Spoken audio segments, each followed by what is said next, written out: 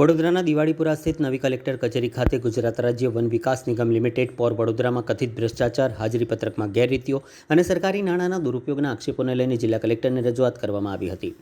અરજદારોના જણાવ્યા મુજબ રાજ્ય વન વિકાસ નિગમ લિમિટેડની પોર કચેરીમાં લાંબા સમયથી હાજરીપત્રકમાં ગંભીર ગેરરીતિઓ આચરવામાં આવી રહી હોવાનો આક્ષેપ છે, જેમાં ખોટી હાજરી નોંધવી, ગેરહાજર કર્મચારીઓને હાજર દર્શાવવા, સરકારી રેકોર્ડમાં ચેડા કરવા તેમજ સરકારી નાણાંના સંભવિત દુરુપયોગ જેવી બાબતોનો સમાવેશ થાય છે.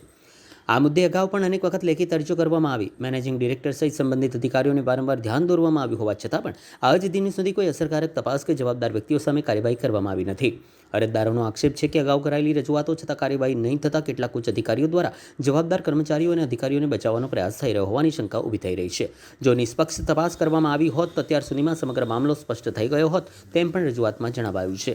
જિલ્લા કલેક્ટરને આપવામાં આવેલી અરજીમાં સમગ્ર મામલાની સ્વતંત્ર, પારદર્શક અને નિષ્પક્ષ તપાસ કરાવવા તેમજ જો કોઈ ગેરરીતિ કે ભ્રષ્ટાચાર સામે આવે તો જવાબદારો સામે કડક કાયદેસરની કાર્યવાહી કરવાની માંગણી કરવામાં આવી છે. હવે અરજદારોની નજર જિલ્લા તંત્રની કાર્યવાહી પર છે કે આ ગંભીર આક્ષેપોની તપાસ માટે કોઈ ઉચ્ચ સ્તરીય તપાસ સમિતિની રચના કરવામાં આવે છે કે નહીં. હકની વાત ટીમથી વિકી શ્રીમાળી અને મારી પાસે જે છે પરમાર રમેશભાઈ પોર ખાતે જે ગુજરાત વન વિભાગ નિગમમાં જોબ કરતા હતા અને એમને 2005થી લઈને 2007થી લઈને 2025 સુધી જોબ કરી અને એમને કોન્ટ્રાક્ટ સિસ્ટમની અંદર ના જવાના કારણે એમને તેનો વિરોધ કર્યો અને તેમને કાઢી મૂકવામાં આવ્યા.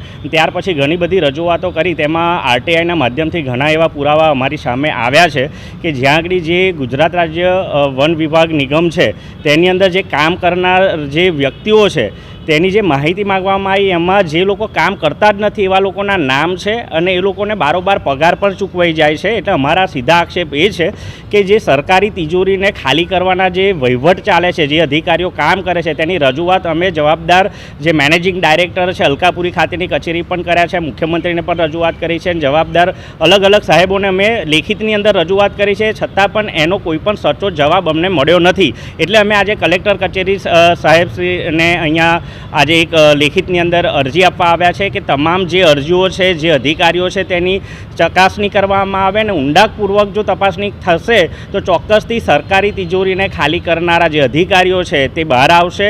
અને અમને આશા છે કે ભાઈ ન્યાયતંત્રનું કામ કરશે, પણ જે અધિકારીઓ જ ઉચ્ચ અધિકારીઓ જે નાના અધિકારીઓને બચાવવાની કામગીરી કરતા હોય એમને લાગે છે કેમ કે જો કોઈ અરજીનું જવાબ નથી મળ્યો એને અમારે સમજવું શું. માટે અમારા સીધા આક્ષેપ છે કે અમારે સચોટ કામગીરી કરીને જો તપાસ કરવામાં આવે તો સરકારી તિજોરી જે ખાલી કરનાર વ્યક્તિઓ છે, જે અધિકારીઓ છે, તેમને ભાન આવે ને એમને કડકમાં કડક સજા થાય એવી અમારી માંગણી છે. આ જે છે 2005થી જોબ કરતા હતા અને 2025માં તેમને કાઢી મૂકવામાં આવ્યા. કોન્ટ્રાક્ટ સિસ્ટમનો વિરોધ કરવા માટે એમને કાઢી મૂકવામાં આવ્યા. ત્યારબાદ એમની અત્યારે જે નોકરી બાબતેની લડત તો ચાલુ છે, પણ આરટીઆઈના બેઝ પર જે માહિતી અમારી પાસે આવી તે બદલ એ અમારી પાસે હકની વાતના સંગઠન પાસે આવે ને અમે અધિકારીઓ સુધી આ વાત પહોંચાડવા માટે આજે કલેક્ટરને આ અરજી આપેલી છે. શું નામ આપણું? વિકી શ્રીમાળી, હકની વાત.